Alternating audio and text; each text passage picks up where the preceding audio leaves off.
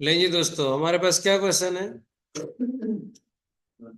Autumn 23 question number 4 था, और हमारी बुक में क्वेश्चन नंबर 7, 6 नंबर का क्वेश्चन है। मतलब 12% of passing marks. You are the accountant of Beta limited.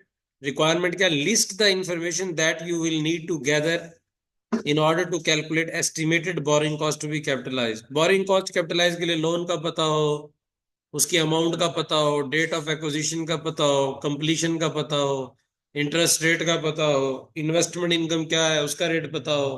तो ये सारी इंफॉर्मेशन हमें चाहिए होती है। और रीपेमेंट अगर कोई कर रहा है तो कितनी रीपे किया उसका पता हो, सस्पेंशन का पता हो। तो हाँ, कम जी, कंप्लीशन डेट का पता हो। ये सारी इंपॉर्टेंट इंफॉर्मेशन है। 12 क्वेश्चन पढ़ के देखते हैं।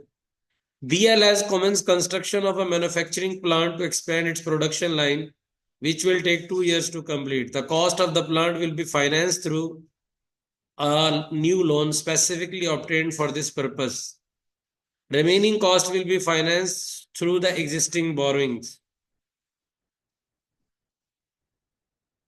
स्पेसिफिकली बारो कर रहा है और फिर कह रहा है रिमेनिंग कॉस्ट जो है ना वो एग्जिस्टिंग जो जनरल बोरिंग्स है उनसे पूरी करेगा। तो जनरल बोरिंग्स का पता हो, फिर उनकी मदद से कैपिटलाइजेशन रेट का पता हो। ठीक है भैया। तो you have pointed out that a portion of borrowing cost need to be capitalise in the cost of plant.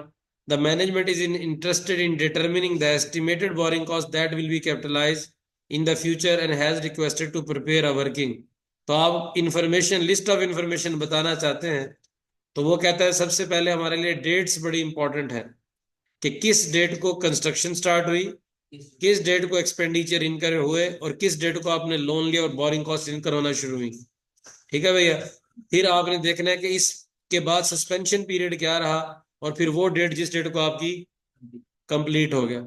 Details of boring में कि स्पेसिफिक लोन कितना था, उसकी अमाउंट कितनी थी, रेट ऑफ इंटरेस्ट कितना था, किस डेट को ऑब्टेन किया, किस डेट को आपने रीपे करना है वो पता हो। टेम्परेरी इन्वेस्टमेंट पे क्या अर्निंग्स हुई हैं, एग्जिस्टिंग जो जनरल बोरिंग उनकी अमाउंट क्या है, और रेट ऑफ इंटरेस्ट क्या है जो कि आप कैपिटलाइजेशन रेट कैलकुलेट करने के लिए यूज करेंगे। और आपके पास दूसरा क्या है, अमाउंट ऑफ एक्सपेंडिचर होनी चाहिए, कि जो कि आपने इस प्लांट पर किए और किस डेट को किए, ये डिटेल्स आपके पास होनी चाहिए। तो ये बड़ा सिंपल सा था, लेकिन आइडियाज उस वक्त लिखना जरा इंपॉर्टेंट टाइम काम होता है। सही है दोस्त, क्लियर है ये पॉइंट? ओके।